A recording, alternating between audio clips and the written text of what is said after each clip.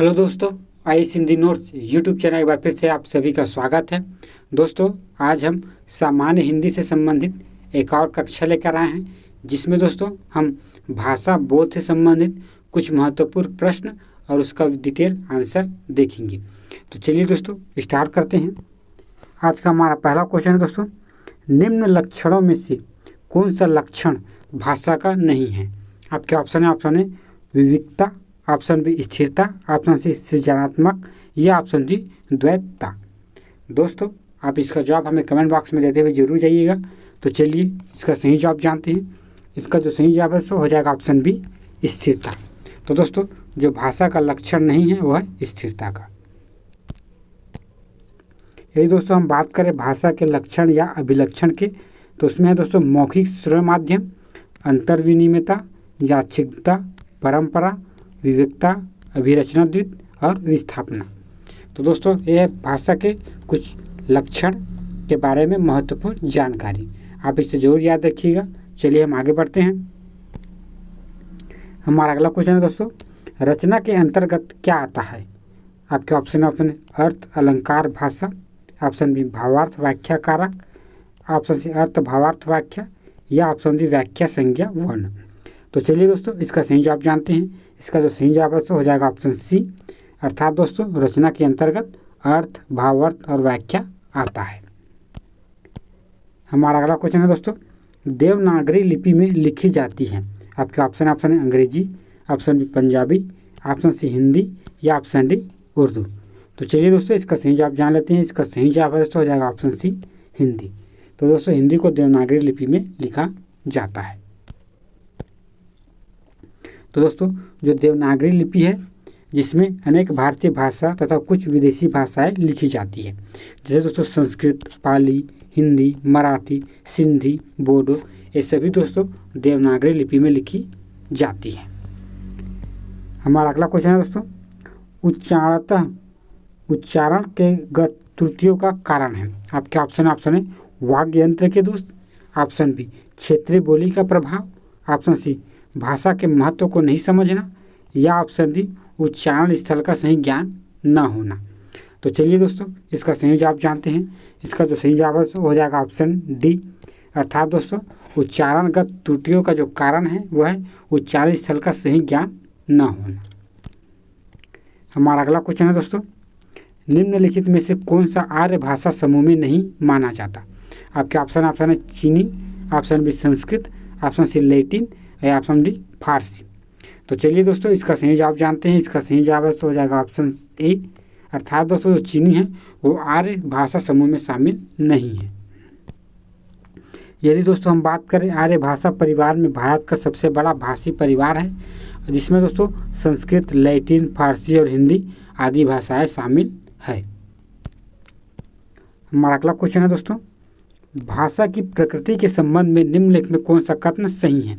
आपके ऑप्शन है भाषा प्रभावहीन है, ऑप्शन बी भाषा बहता नीर है, ऑप्शन सी भाषा कूप जल है या ऑप्शन डी उपयुक्त सभी। तो चलिए दोस्तों इसका सही जवाब जानते हैं। इसका सही जवाब हो जाएगा ऑप्शन बी, अर्थात दोस्तों भाषा जो है एक बहता नीर है। हमारा अगला क्वेश्चन है दोस्तों, इनमें से कौन सा कथन उपयुक्त सही नहीं है? अर्थात दोस्तों आपको गलत कथन बताने हैं। आपके ऑप्शन है भाषा प्रतीकों का ढांचा है, ऑप्शन बी भाषा मानव की जन्मजात संपत्ति है, ऑप्शन सी संस्कृति की तरह भाषा भी विद्यमान है या ऑप्शन डी भाषाई संप्रेषण से जानकारी देता है। तो चलिए दोस्तों इसका सही जवाब जानते हैं। इसका जो सही जवाब है हो जाएगा ऑप्शन बी, अर्थात दोस्तों जो भाषा मानव की जन्मजात संपत्ति है, ये कथन जो है बिल्कुल असत्य है और बाकी के तीनों कथन सत्य है। हमारा अगला क्वेश्चन है दोस्तों, हिंदी भाषा का मानकीकरण करने वाली संस्था को किस नाम से जाना जाता है? आपके ऑप्शन है हिंदी भाषा अध्ययनशाला, ऑप्शन बी केंद्रीय हिंदी निदेशालय, ऑप्शन सी हिंदी भाषा प्रवर्तक संस्थान या ऑप्शन डी केंद्रीय हिंदी विकास संस्थान। तो चलिए दोस्तों इसका सही जवाब जानते हैं। इसका सही जवाब तो हो जाएगा ऑप्शन बी केंद्रीय हिंदी निदेशालय। हमारा अगला क्वेश्चन है दोस्तों, भाषा के आदर्श रूप को कहा जाता है। आपके ऑप्शन है परिनिष्ठित भाषा, ऑप्शन बी मानक भाषा, ऑप्शन सी ए बी दोनों, या ऑप्शन डी इनमें से कोई नहीं। तो चलिए दोस्तों इसका सही जवाब जानते हैं। इसका सही जवाब हो जाएगा ऑप्शन सी, अर्थात दोस्तों भाषा के आदर्श रूप को परिनिष्ठ भाषा और मानक भाषा दोनों कहा जाता है। यदि दोस्तों बात करें परिनिष्ठ भाषा की, तो बोली को जब व्याकरण से परिकृष्ट किया जाता है तब परिनिष्ठ भाषा कहलाता है। यदि दोस्तों हम बात करें मानक भाषा की, तो जिस भाषा का प्रयोग प्रतिष्ठित समाचार पत्रों, पत्रिका और रेडियो, दूरदर्शन, शासकीय आदेशों आदि में किया जाता है तो उसे हम मानक भाषा कहते हैं। तो दोस्तों यह भाषा से संबंधित कुछ महत्वपूर्ण फैक्ट एवं जानकारी आप याद रखिएगा। चलिए हम आगे बढ़ते हैं। हमारा अगला क्वेश्चन है दोस्तों, लिपि का सही अर्थ है। आपके ऑप्शन है ध्वनि चिन्हों का लिखित रूप, ऑप्शन बी लिखने की कला, ऑप्शन सी लेखनी, या ऑप्शन डी वर्णमाला का लिखित रूप। तो चलिए दोस्तों इसका सही जवाब जानते हैं। इसका जो सही जवाब है दोस्तों हो जाएगा ऑप्शन ए, अर्थात दोस्तों लिपि का सही अर्थ है ध्वनि चिन्हों का लिखित रूप। तो दोस्तों यदि हम बात करें लिपि या लेखन प्रणाली का, तो इसका अर्थ है किसी भी भाषा की लिखावट या लिखने का ढंग। ध्वनियों को लिखने के लिए जिन चिन्हों का प्रयोग किया जाता है वह लिपि कहलाता है। हमारा अगला क्वेश्चन है दोस्तों, आवक का डिब्बा से दरखास्त डालेगा तो जावक का डिब्बा में दरखास्त मिलेगा। यह उदाहरण किस भाषा का है? आपके ऑप्शन है मानक भाषा, ऑप्शन बी अमानक भाषा, ऑप्शन सी उपमानक भाषा, या ऑप्शन डी क्षेत्रीय मानक भाषा। तो चलिए दोस्तों इसका सही जवाब जानते हैं। इसका सही जवाब हो जाएगा ऑप्शन बी अमानक भाषा का। दोस्तों यदि हम बात करें अमानक भाषा, तो ऐसी भाषा जिनका मानकीकरण न हुआ हो अमानक भाषा कहलाता है। अमानक भाषा में व्याकरण जो है दोस्तों परिनिष्ठता नहीं होती है और इसमें व्याकरण संबंधी अशुद्धियाँ रहती है, जैसे शक्ति, कांति, रीता, इंदु आदि जो है अमानक भाषा का उदाहरण है। तो दोस्तों यह अमानक भाषा के संबंध में कुछ महत्वपूर्ण जानकारी आप याद रखिएगा। चलिए हम आगे बढ़ते हैं। हमारा अगला क्वेश्चन है दोस्तों, विभाषा किसे कहते हैं? आपके ऑप्शन है खड़ी बोली हिंदी को, ऑप्शन बी हिंदी क्षेत्र की प्रमुख बोलियों को, ऑप्शन सी हिंदी क्षेत्र की शेष बोलियों को, या ऑप्शन डी एक छोटे से क्षेत्र में बोली जाने वाली भाषा को। तो चलिए दोस्तों इसका सही जवाब जानते हैं। इसका जो सही जवाब है दोस्तों हो जाएगा ऑप्शन बी हिंदी क्षेत्र की प्रमुख बोलियों को विभाषा कहते हैं। तो दोस्तों जो विभाषा है हिंदी क्षेत्र की प्रमुख बोलियों को विभाषा कहते हैं। जो हिंदी की विभाषाएं हैं ब्रजभाषा, अवधी, खड़ी बोली, भोजपुरी, मैथिली, ये सभी दोस्तों विभाषा है हिंदी क्षेत्र में। हमारा अगला क्वेश्चन है दोस्तों, देवनागरी लिपि का विकास किस प्राचीन लिपि से हुआ है? आपके ऑप्शन है Brahmani, option B Gurmukhi, option C Sauraseni, या ऑप्शन डी अपभ्रंश। तो चलिए दोस्तों इसका सही जवाब जानते हैं। इसका सही जवाब हो जाएगा ऑप्शन ए ब्रह्माणी लिपि से दोस्तों देवनागरी लिपि का विकास हुआ है। तो दोस्तों यदि हम बात करें देवनागरी लिपि की, तो इस लिपि का विकास दोस्तों ब्रह्माणी लिपि से हुआ है। ये लिपि दोस्तों बाईं ओर से दाईं ओर लिखी जाती है और देवनागरी लिपि को ही लोक नागरिक लिपि अथवा हिंदी लिपि भी कहा जाता है। तो चलिए दोस्तों हम आगे बढ़ते हैं। हमारा अगला क्वेश्चन है दोस्तों, हिंदी किस परिवार की भाषा है? आपके ऑप्शन है Austric, option B Dravid, option C चीनी तिब्बती, या ऑप्शन डी भारोपीय। तो चलिए दोस्तों इसका सही जवाब जानते हैं। इसका सही जवाब हो जाएगा ऑप्शन डी। जो हिंदी है दोस्तों वो भारोपीय भाषा से संबंधित है। ये दोस्तों हम हिंदी भाषा की बात करें तो हिंदी भाषा भारोपीय भाषा के परिवार के अंतर्गत एक आधुनिक भारतीय आर्य भाषा है जिसका विकास आर्यों के मूल भाषा संस्कृत से हुआ है। हमारा अगला क्वेश्चन है दोस्तों, खड़ी बोली का मूल नाम क्या है? आपके ऑप्शन है कौरवी, ऑप्शन बी अवधी, ऑप्शन सी भोजपुरी, या ऑप्शन डी मैथिली। तो चलिए दोस्तों इसका सही जवाब जानते हैं। इसका सही जवाब दोस्तों हो जाएगा ऑप्शन ए कौरवी। तो दोस्तों खड़ी बोली का मूल नाम कौरवी है। तो दोस्तों खड़ी बोली का जो मूल नाम कौरवी है, इसका अन्य नाम है दोस्तों बोलचाल में हिंदुस्तानी, सरहिंदी, वर्नाकुलर, खड़ी बोली आदि है। हमारा अगला क्वेश्चन है दोस्तों, मानकीकरण के 3 सोपान कौन से हैं?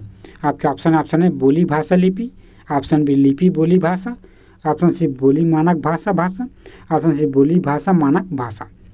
तो चलिए दोस्तों इसका सही जवाब जानते हैं। इसका जो सही जवाब है दोस्तों वो हो जाएगा ऑप्शन सी, अर्थात दोस्तों जो मानकीकरण के 3 जो सोपान है उनमें है बोली, मानक भाषा और भाषा। दोस्तों यदि हम बात करें मानकीकरण की, तो भाषा के मानकीकरण से तात्पर्य पर उनके बोली के रूप में विकसित होकर ऐसी परिनिष्ठा भाषा का रूप धारण कर लेना जो शिक्षा, प्रशासन, धर्म और साहित्य कार्यकलाप में सर्वमान्य माध्यम बन सके। मानकीकरण से दोस्तों भाषा का व्यवहारिक रूप से परिशिष्ट एवं सुनिश्चित होता है। मानकीकरण में दोस्तों 3 सोपान है, बोली, भाषा और मानक भाषा।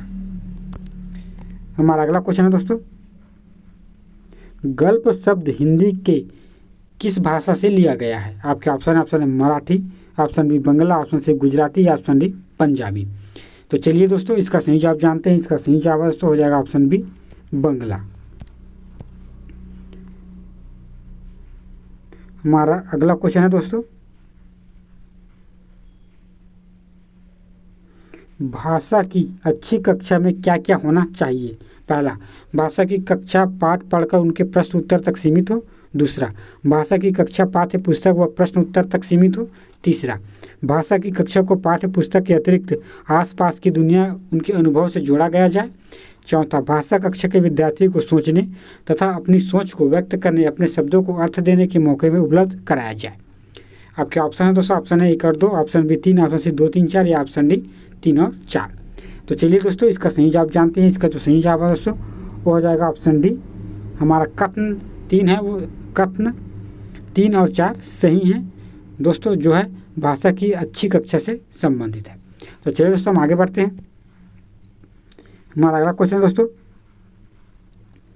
हिंदी भाषा के विकास का सही क्रम है? आपके ऑप्शन है पाली, प्राकृतिक, प्राकृतिक, अपभ्रंश, अवहट, हिंदी। ऑप्शन बी दिया दोस्तों पाली, प्राकृतिक, संस्कृत, अपभ्रंश, अपवत, हिंदी। ऑप्शन सी दिया दोस्तों पाली, प्राकृतिक, अपभ्रंश, अपवत, संस्कृत, हिंदी। ऑप्शन डी दोस्तों पाली, प्राकृतिक, प्राकृतिक, अपभ्रंश, अववत, हिंदी। तो चलिए दोस्तों इसका सही जवाब जान लेते हैं। इसका जो सही जवाब है दोस्तों हो जाएगा ऑप्शन ए, अर्थात दोस्तों हिंदी भाषा का विकास का जो क्रम है, सबसे पहले दोस्तों संस्कृत, संस्कृत से पाली, पाली से प्राकृतिक, प्राकृतिक से अपभ्रंश, अपभ्रंश से अवहट और अंतिम में हिंदी। तो चलिए दोस्तों हम आगे बढ़ते हैं। तो दोस्तों यदि हम देख ले जो है भाषा के विकास क्रम, तो दोस्तों सबसे पहले संस्कृत है जो कि 1500 ईस्वी से 500 ईस्वी तक वैदिक एवं लौकिक साहित्य से संबंधित। उसके बाद दोस्तों पाली है, वो 1500 ईस्वी से 1 ईसा तक जो कि बुद्ध के उपदेश थे। अब प्राकृतिक भाषा की बात करें दोस्तों 1 ईस्वी से 500 ईस्वी तक, जिसमें दोस्तों जन सामान्य की भाषा शामिल है। अपभ्रंश भाषा की बात करें दोस्तों 500 ईस्वी से 1000 ईस्वी तक है दोस्तों, इसमें लोक भाषा संबंधित है। उसके बाद आता है दोस्तों अवहट भाषा जो 900 ईस्वी से 1100 ईस्वी तक है। उसके बाद आता है दोस्तों हिंदी जो कि 1000 ईस्वी से 1 ईस्वी तक है, जिसमें बुद्ध के उपदेश दिए गए थे। तो दोस्तों यह है भाषा का क्रम, आप इसे जरूर याद रखिएगा। तो चलिए हम आगे बढ़ते हैं। हमारा अगला क्वेश्चन है दोस्तों, निम्नलिखित प्रश्न में से 4 विकल्पों में से उन विकल्प का चयन करें जो नीचे दिए गए वाक्यों को उचित प्रयोग में हो। भाषा की सबसे छोटी इकाई किसे कहते हैं? आपका ऑप्शन है शब्द, ऑप्शन बी वर्ण, ऑप्शन सी व्यंजन या ऑप्शन डी वर्णमाला। तो चलिए दोस्तों इसका सही जवाब जानते हैं। इसका सही जवाब हो जाएगा ऑप्शन बी, अर्थात दोस्तों भाषा की सबसे छोटी इकाई वर्ण कहलाती है। वर्ण दोस्तों वह मूल ध्वनि है, इसके खंड व टुकड़े नहीं किए जा सकते, वर्ण कहलाते हैं। अर्थात दोस्तों जो भाषा की सबसे छोटी इकाई है वो वर्ण होती है। हमारा अगला क्वेश्चन है दोस्तों, भारत में शास्त्रीय भाषा की परिस्थिति सर्वप्रथम किस भाषा को प्रदान की गई? आपके ऑप्शन है Hindi, option B Sanskrit, option C Malayalam या ऑप्शन डी तमिल। तो चलिए दोस्तों इसका सही जवाब जानते हैं। इसका जो सही जवाब है हो जाएगा ऑप्शन डी तमिल। तो तमिल जो है दोस्तों भारतीय संस्कृति भाषा की सर्वप्रथम भाषा प्रदान की गई है। तो दोस्तों यदि हम बात करें शास्त्रीय भाषा की, तो दोस्तों प्राचीन साहित्य के परंपरा के संरक्षण एवं संवर्धन करने के उद्देश्य से कुछ भारतीय भाषाओं को शास्त्रीय भाषा का दर्जा प्रदान किया गया। भारत में दोस्तों शास्त्रीय भाषा के सर्वप्रथम वर्ष 2004 में तमिल भाषा को प्रदान किया गया। वर्तमान में दोस्तों 6 भाषाओं को शास्त्रीय भाषा का दर्जा प्रदान किया गया है। इनमें दोस्तों तमिल, कन्नड़, मलयालम, संस्कृत, तेलुगु और उड़ीसा। तो दोस्तों यह शास्त्रीय भाषा से संबंधित कुछ महत्वपूर्ण फैक्ट है, आप इसे जरूर याद रखिएगा। चलिए हम आगे बढ़ते हैं। हमारा अगला क्वेश्चन है दोस्तों, निम्नलिखित में से भाषा की न्यूनतम इकाई क्या है? आपके ऑप्शन है स्वर, ऑप्शन बी शब्द, ऑप्शन बी वर्ण या ऑप्शन डी वाक्य। तो चलिए दोस्तों इसका सही जवाब जान लेते हैं। इसका सही जवाब वो है ऑप्शन सी वर्ण। हमारा अगला क्वेश्चन है दोस्तों, आजकल हम जिस हिंदी को लिखते बोलते हैं उसके आरंभिक रूप को पुरानी हिंदी या अवहत कहा जाता है। इस अवहत के उद्भव का सही क्रम है। तो चलिए दोस्तों इसका सही जवाब जान लेते हैं। इसका जो सही जवाब है दोस्तों वो हो जाएगा ऑप्शन सी, अर्थात दोस्तों जो पुरानी हिंदी या अवहत का जो सही क्रम है वो है संस्कृत, पाली, प्राकृतिक, उसके बाद अवहत। तो चलिए दोस्तों हम अगले क्वेश्चन की तरफ बढ़ते हैं। हमारा अगला क्वेश्चन है दोस्तों, भारतीय संविधान के किस अनुच्छेद में हिंदी के विकास के लिए निर्देशों की चर्चा की गई है? आपके ऑप्शन है अनुच्छेद 346, ऑप्शन बी अनुच्छेद 351, ऑप्शन सी अनुच्छेद 343 या ऑप्शन डी अनुच्छेद 349। तो चलिए दोस्तों इसका सही जवाब जानते हैं। इसका सही जवाब हो जाएगा ऑप्शन बी, अनुच्छेद 351 के तहत भारतीय संविधान में हिंदी के विकास के लिए निर्देशों की चर्चा की गई है। तो दोस्तों यदि हम बात करें अनुच्छेद 341 की, तो इसमें दोस्तों संघ की राज्य भाषा हिंदी और लिपि की देवनागरी होगी। अनुच्छेद 346 में कहा गया है दोस्तों एक राज्य दूसरे राज्य के बीच पत्रादि की राज्य भाषा होगी। अनुच्छेद 351 में कहा गया दोस्तों हिंदी भाषा के विकास के लिए निर्देश। और दोस्तों अनुच्छेद 349 में भाषा के संबंधित कुछ विधियाँ और अधिनियमित करने के लिए विरोध प्रक्रिया किया गया है। तो दोस्तों यह भाषा से संबंधित कुछ महत्वपूर्ण अनुच्छेद है, आप इसे जरूर याद रखिएगा। चलिए हम आगे बढ़ते हैं। हमारा अगला क्वेश्चन है दोस्तों, भारतीय संविधान के में हिंदी की राजभाषा के रूप में कब मान्यता प्रदान की गई? आपके ऑप्शन है 14 सितंबर 1950, ऑप्शन बी 14 सितंबर 1947, ऑप्शन सी 14 सितंबर 1949 या ऑप्शन डी 10 जनवरी 1950। तो चलिए दोस्तों इसका सही जवाब जानते हैं। इसका सही जवाब हो जाएगा ऑप्शन सी, अर्थात दोस्तों भारतीय संविधान में हिंदी को राजभाषा के रूप में 14 सितंबर 1949 को मान्यता प्रदान की गई। हमारा अगला क्वेश्चन है दोस्तों, निम्नलिखित भाषाओं में से किस भाषा की लिपि देवनागरी नहीं है? आपके ऑप्शन है Marathi, option B Punjabi, option C Hindi या ऑप्शन डी संस्कृत। तो चलिए दोस्तों इसका सही जवाब जानते हैं। इसका सही जवाब हो जाएगा ऑप्शन बी पंजाबी। तो दोस्तों यदि हम बात करें देवनागरी लिपि की, तो इसके अंतर्गत दोस्तों संस्कृत, हिंदी, मराठी, पाली, कश्मीरी, नेपाली, तमाड़ भाषा, गढ़वाड़ी, बोडो, अंगिका, मंगही, भोजपुरी, मैथिली और संताली भाषा आती है। तो दोस्तों ये थे कुछ महत्वपूर्ण प्रश्न जो भाषा बोध से संबंधित है। आई होप दोस्तों आपको ये वीडियो पसंद आया तो इसे लाइक करें और हमारे चैनल को सब्सक्राइब करें। मिलते हैं दोस्तों नेक्स्ट वीडियो में, तब तक के लिए धन्यवाद।